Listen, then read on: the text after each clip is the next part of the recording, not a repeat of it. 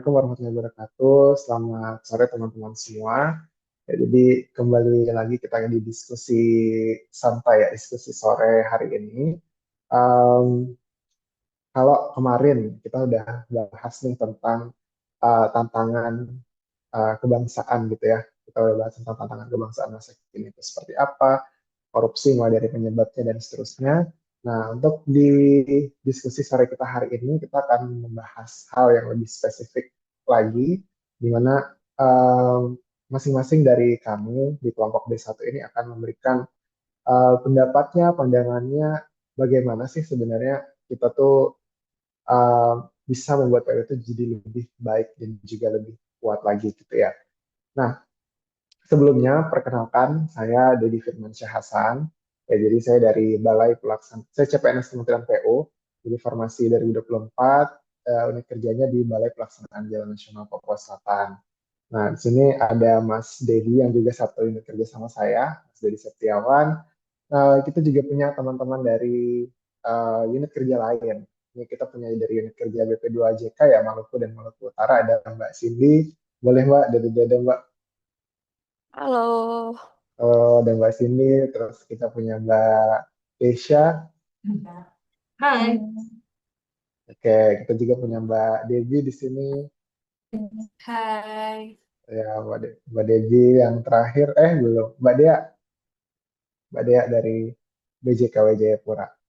Halo. Oke, yang terakhir kita punya Mas David, boleh Mas, say hi Mas. Halo. Oke, nah jadi eh, kita ini berasal dari, walaupun kita satu ya di Kementerian Pekerjaan Umum, tapi kita punya eh, apa ya bidang pekerjaan yang beda-beda nih. Ada dari BPJN yang ngurusin jalan, ada dari BP2JK yang ngurusin soal pemilihan gitu ya, penyedia jasa. Terus ada eh, dari BJKW juga yang ngurusin soal sertifikasi dan lain sebagainya. Dan ada juga yang ngurusin soal penataan bangunan, prasarana, dan lain-lain gitu, di Mas David. Nah, nanti di diskusi sore kita hari ini, selain kita mengenal lebih dekat ya, terkait ini unit kerja yang ada di uh, Kementerian Pekerjaan Umum, dan juga bakal melihat pandangan teman-teman kelompok wisata ini terhadap kayak masalah dan juga bagaimana saran dan juga masukan mereka untuk menyelesaikan masalah itu. Nah, mungkin kita mulai dari yang satu instansi sama saya ya, ada Mas Dedi nih. Nah, Mas Ded, kira-kira Mas Ded ini kan apa namanya dari Balai Pelaksanaan Jalan Nasional ya. Betul, betul. Kira-kira kalau Mas Diri lihat nih kira-kira gimana sih caranya kita tuh bisa bikin PU tuh lebih baik lewat unit kerja kita ini. Terima kasih untuk Mas Deddy Firmansyah sudah mempersilahkan saya untuk berbicara. Jadi, perkenalkan dulu saya Deddy Setiawan dari BPJN Papua Selatan. BPJN itu Balai Pelaksanaan Jalan Nasional. Eh, Tugas kita di sini ini biasanya untuk menghandle dari pemrograman, perencanaan, pelaksanaan, dan pemeliharaan jalan nasional. Jadi kalau untuk eh, bagaimana cara membuat PU lebih baik, jadi yang saya mau bahas di sini, jadi ada masalah mungkin spesifik di sini. Kalau program-program pembangunan jalan daerah itu seringkali tidak sinkron dengan pembangunan jalan nasional. Nah, ini seringkali jadi masalah nih kalau di balai kita. Eh, Salah satunya itu misal untuk jalan daerah nanti ingin menyelesaikan jalan sepanjang 10 km ada di suatu daerah tertentu. Tapi itu tidak berkonektivitas langsung dengan ruas jalan nasional kita sehingga transportasi di sana itu tidak terhubung. Nah, itu kan salah satu jadi masalah juga ya. Maka dari itu kalau dari pandangan saya mestinya memang ada pemrograman lagi sebelum terjadinya perencanaan itu, kalau konektivitas antara perencanaan jalan daerah dan jalan nasional itu harusnya saling terpadu. Dan sebenarnya juga kalau yang dari saya pahami ya, dari RPJMN dan RPJPN dari Kementerian Pusat itu eh, perintah Dirjen langsung bahwa Direktur Jenderal langsung untuk eh, pekerjaan-pekerjaan ke depannya, tahun-tahun depan, kita ini di BPJN harus menghubungi Pemda-Pemda terkait berkenaan dengan masalah pembangunan jalan. Jadi sebenarnya sudah mulai direncanakan lah perbaikannya. Lalu untuk eh, yang berkenaan dengan aksi bela negaranya, aksi bela negara kita ini kan kalau semua jalan dari jalan daerah dan jalan nasional itu terhubung, itu kan bisa ikut apa? Bisa ikut membantu pemerataan sosial dan ekonomi eh, para penduduk ya, para masyarakat ya. Jadi kira-kira aksi bela negaranya seperti itu dari saya. Terima kasih. Oke, Mas Didi, bener ya. Jadi saya tambahin dikit ya.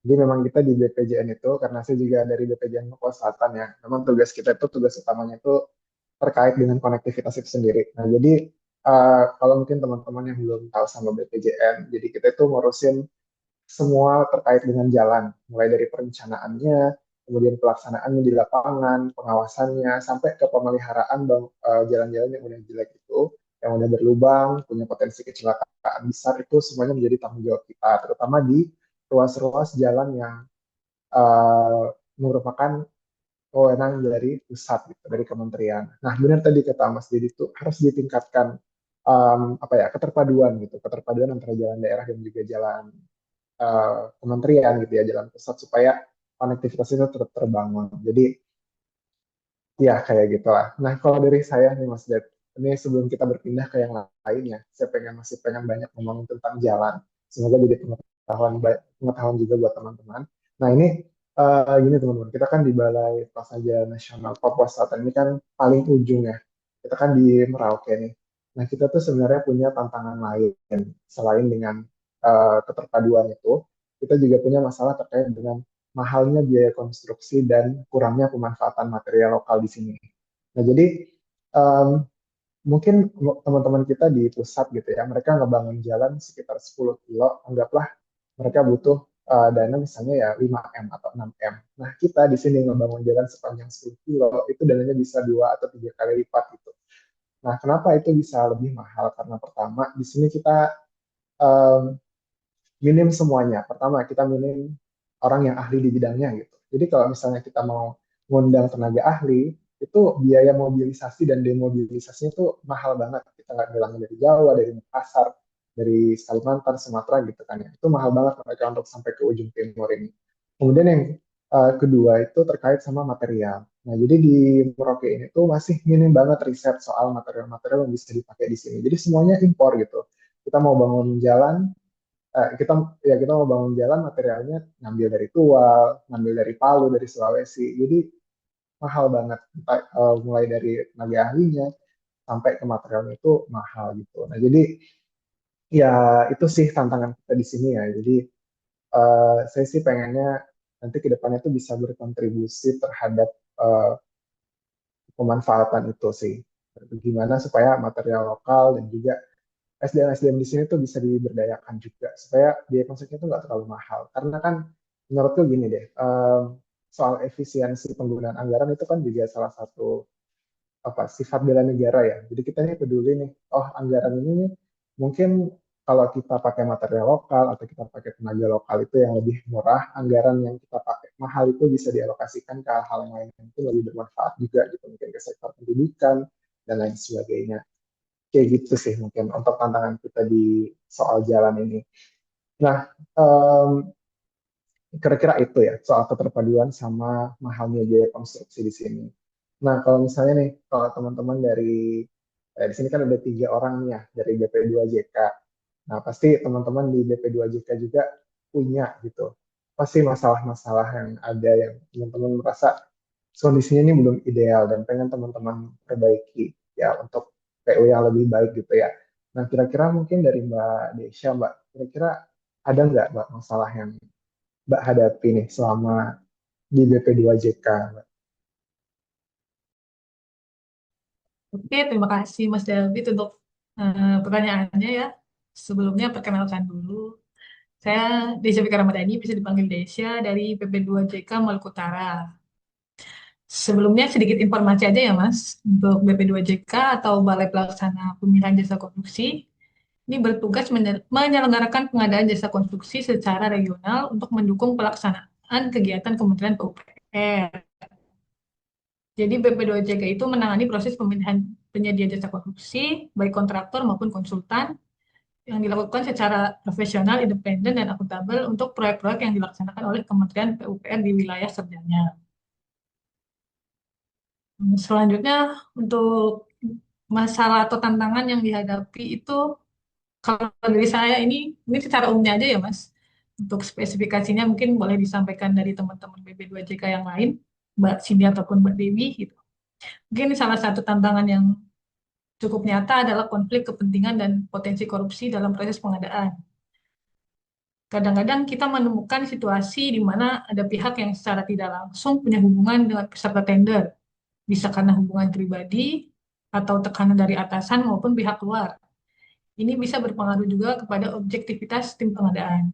Selain itu, praktek-praktek seperti titipan vendor, fee proyek, bahkan hadiah, tanda kutip ya, menjelang pemilihan penyedia itu juga bisa terjadi. Meskipun sekarang sistem sudah semakin ketat dan berbasis elektronik, tapi hal-hal tersebut masih berpotensi untuk terjadi. Dan untuk solusinya sendiri dari permasalahan ini mungkin ada beberapa ya yang sudah saya pikirkan, sederhana sih, tapi mungkin dampaknya besar yang kalau dilakukan konsisten. Pertama, menjaga integritas diri dengan menolak segala bentuk gratifikasi dan tidak terlibat dalam pengadaan jika terdapat potensi konflik kepentingan. Kedua, mengoptimalkan sistem pengadaan secara elektronik. Kemudian yang ketiga, mendorong pelaporan pelanggaran secara aman. Jadi untuk teman-teman yang melapor bisa merasa aman dan tanpa diskriminasi. Kemudian mungkin bisa dilakukan kolaborasi dengan aparat pengawas internal pemerintah atau APIP untuk melakukan audit internal secara berkala, kemudian menjadikan etika profesi sebagai landasan kerja harian. Sebagai CPNS di Kementerian PUPR sendiri, saya percaya bahwa pengadaan yang bersih, bebas konflik kepentingan, dan bebas korupsi adalah kunci sukses pembangunan infrastruktur nasional. Menolak suap, menjaga integritas, dan mengutamakan profesionalisme adalah bentuk nyata bela negara yang dapat diemban dalam setiap tugas sebagai abdi negara. Oke, mungkin gitu, Mas. Kalau dari Mbak Cindy gimana Mbak? Dari saya ya. Oke, terima kasih. Jadi, perkenalkan dulu, saya Cindy Sangaji, unit kerja di Balai Pelaksana Pemilihan Jasa Konstruksi Wilayah Maluku. Jadi, di BP2JK Maluku ini bertugas untuk melaksanakan proses pemilihan penyedia jasa konstruksi dan jasa konsultasi di lingkungan Kementerian PU, khususnya untuk daerah Maluku. Jadi, permasalahan yang saya lihat di sini adalah rendahnya daya saing penyedia lokal dalam tender konstruksi. Jadi saya sebagai CPNS yang baru bergabung di lingkungan BP2JK Maluku ini, saya mengamati adanya ketimpangan yang cukup nyata dalam kapasitas penyedia jasa konstruksi lokal, khususnya ketika mengikuti proses pengadaan pengadaan barang atau jasa pemerintah. Jadi salah satu kondisi yang menonjol adalah bahwa mayoritas pemenang tender berasal dari luar wilayah Maluku. Hal ini tidak serta-merta penyedia lokal tidak berminat, namun mereka sering tereliminasi pada tahap awal evaluasi administrasi maupun teknis. Jadi beberapa faktor yang menyebabkan kondisi ini antara lain adalah kurangnya pemahaman tentang sistem pengadaan berbasis elektronik, di mana penyedia jasa lokal masih belum sepenuhnya memahami teknis pengisian dan pembaruan data di sistem-sistem penting seperti aplikasi simpan untuk update data pengalaman pekerjaan dan tenaga ahli, kemudian aplikasi SIMPK untuk update data peralatan. Jadi akibatnya ketika mengikuti tender mereka digugurkan karena data tidak valid, data tidak update atau tidak lengkap, bukan karena tidak mampu secara teknis. Yang kedua adalah terbatasnya fasilitas penunjang kualifikasi. Penyedia lokal juga memahami kendala minimnya sumber daya, antara lain misalnya kekurangan tenaga ahli bersertifikat seperti tenaga ahli teknik sipil, manajemen proyek, dan keselamatan kerja. Kemudian keterbatasan alat berat dan peralatan pendukung konstruksi yang menjadi bagian penting dalam evaluasi kualifikasi. Jadi kondisi ini membuat penyedia lokal sulit untuk memenuhi standar penilaian dalam tender konstruksi, sehingga belum mampu bersaing dengan perusahaan besar dari luar daerah yang lebih siap secara administratif, teknis, dan finansial. Kemudian dampak dari rendahnya daya saing penyedia lokal bukan hanya pada kalahnya mereka dalam tender, tapi juga pada kurangnya partisipasi lokal dalam pembangunan infrastruktur, kemudian tingginya ketergantungan pada kontraktor luar daerah. Ya, yang bisa menghambat keberlanjutan dan keberdayaan ekonomi lokal. Kemudian rendahnya kepercayaan diri dan persepsi negatif dari beberapa penyedia merasa tender hanya dimenangkan oleh perusahaan besar dari luar. Jadi, apa yang bisa kita lakukan sebagai CPNS untuk mengemban nilai-nilai bela negara, beberapa solusi dan rencana aksi yang dapat kita lakukan. Pertama, solusi solusi yang diusulkan yaitu kita buat pelatihan teknis dan administratif yang inklusif, di mana inisiasi program pelatihan yang menjangkau penyedia jasa lokal dengan fokus pada penggunaan aplikasi seperti Simpan dan Simpeka tadi, juga melatih untuk penyusunan dokumen penawaran yang sesuai dengan regulasi. Jadi lalu kemudian ada pemetaan penyedia lokal. Pemetaan ini penting untuk kita menyusun pelatihan yang tepat sasaran dan sesuai kebutuhan real. Kemudian ada konsultasi tender untuk menginisiasi bantuan teknis di kantor balai untuk memberi pendampingan gratis kepada penyedia kecil dan pemula, juga kampanye pengadaan yang bersih dan transparan. Kita dapat membuat konten edukatif tentang integritas dan proses tender yang adil untuk dipublikasikan di media sosial.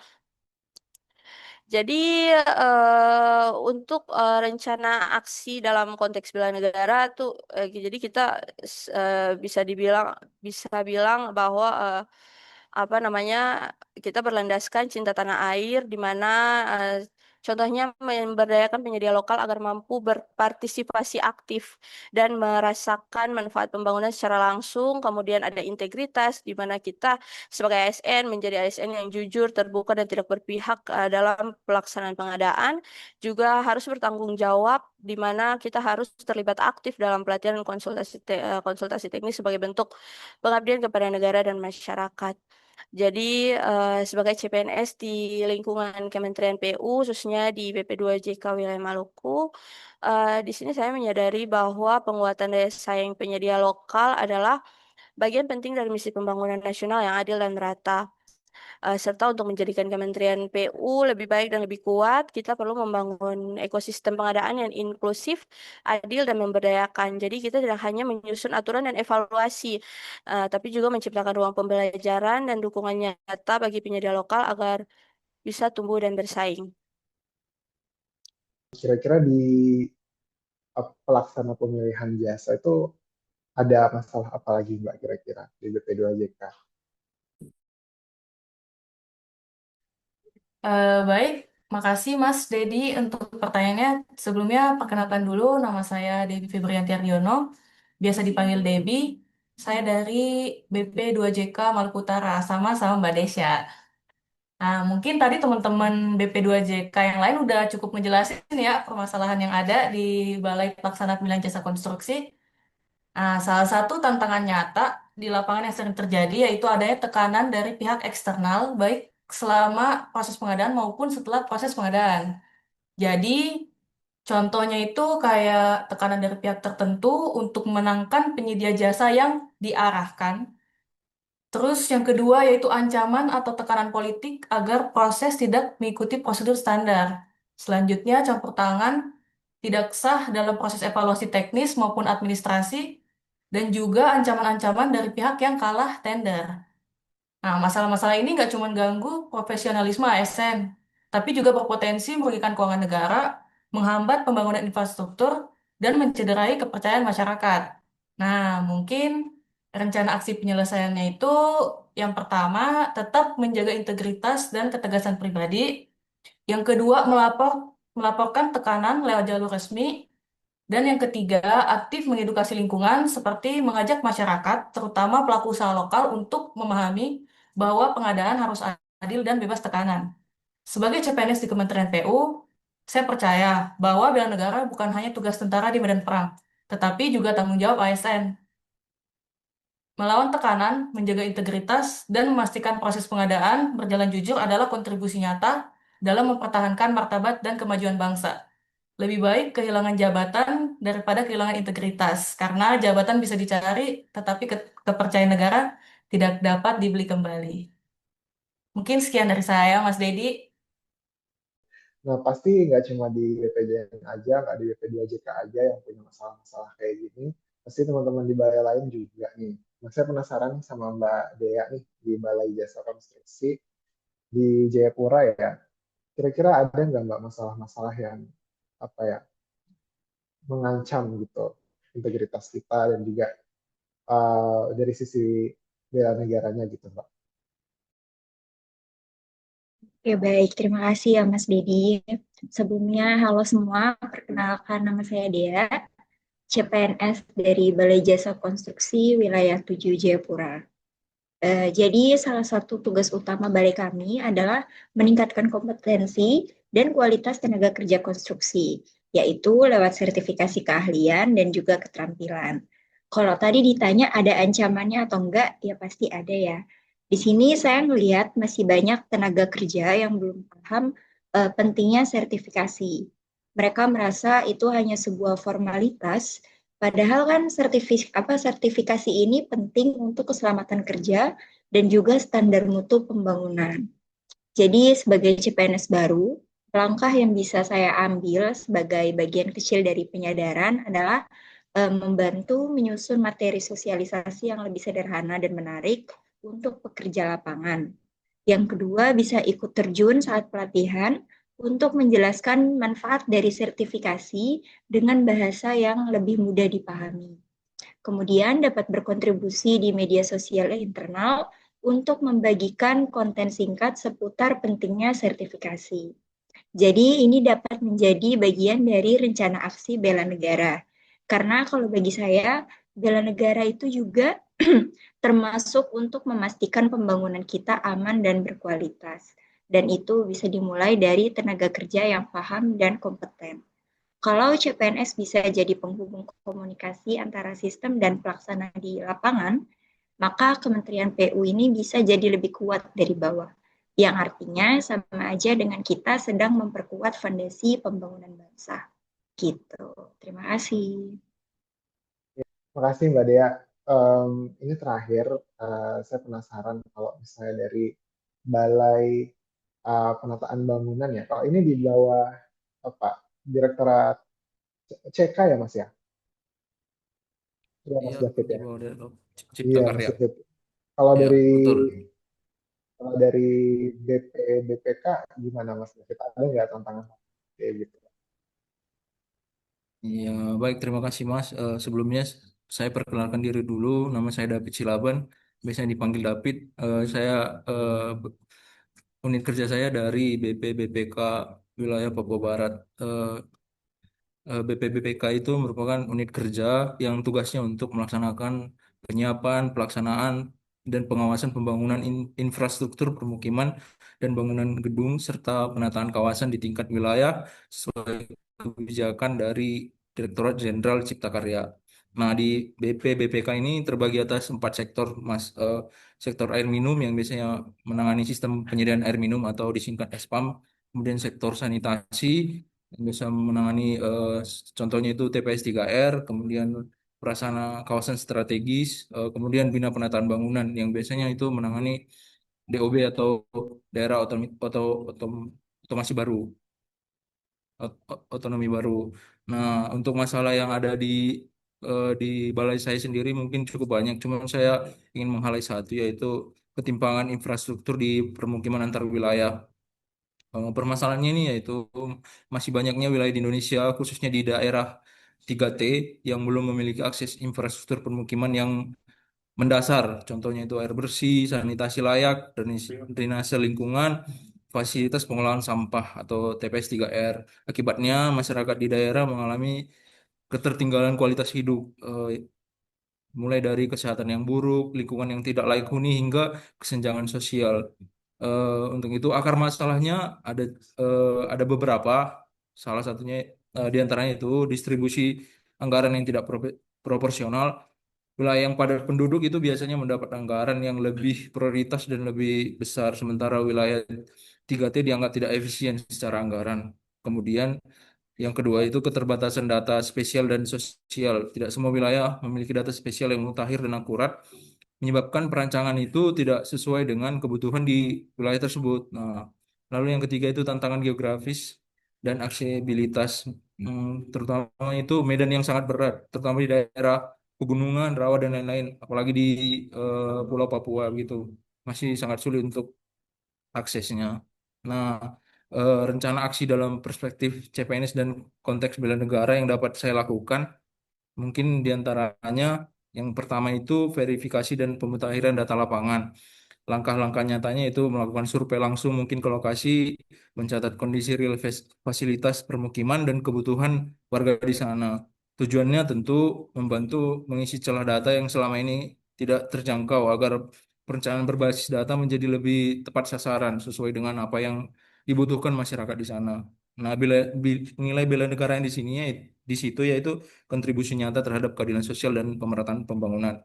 Kemudian yang kedua itu advokasi internal prioritas wilayah 3T.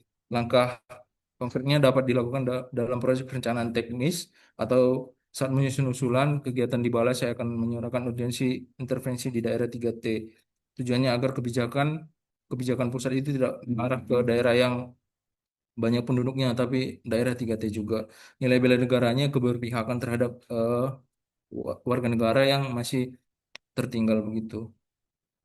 Eh, Mungkin begitu saja dari saya, Mas. Terima kasih. Nah, jadi mungkin kalau sedikit rangkuman yang bisa saya kasih gitu ya, dari semua masalah yang sudah teman-teman sebutkan, mulai dari kurangnya keterpaduan jalan, kurang apa mahalnya biaya konstruksi, terus di BP2JK tadi banyak banget masalah soal konflik kepentingan, kurangnya pemberdayaan penyedia jasa lokal, sama tekanan dari pihak eksternal gitu ya, sama dari jasa konstruksi tadi mungkin tantangannya terkait dengan edukasi terhadap masyarakat dan ketidakmerataan tadi dari Balai Penataan Lingkungan, prasarana dan kawasan pemukiman gitu ya. Nah, semoga tadi solusi-solusi yang teman-teman sampaikan kita sebagai CPNS Kementerian Pekerjaan Umum semoga bisa kita realisasikan, mungkin tidak sekarang, tapi mungkin 1 atau 2 tahun lagi bisa kita realisasikan karena saya rasa kita sudah cukup dewasa untuk identifikasi masalah dan juga solusi ke depannya, dan tidak lain tidak bukan ini untuk memajukan Indonesia gitu ya sebagai aksi bela negara kita. Oke, terima kasih teman-teman semuanya. Semoga teman-teman tetap bisa semangat dan apa ya optimis gitu menghadapi masalah-masalah yang teman-teman hadapi. Oke, mungkin saya sebagai tadi host gitu ya, kalau pamit undur diri, maaf jika ada salah-salah kata teman-teman. Selamat bekerja kembali. Saya tutup. Wassalamualaikum warahmatullahi wabarakatuh. Selamat Waalaikumsalam sore semuanya. Waalaikumsalam. Waalaikumsalam. sore. Terima kasih, Terima Mas. kasih, Terima Mas. kasih. Terima kasih, Mas. Baik.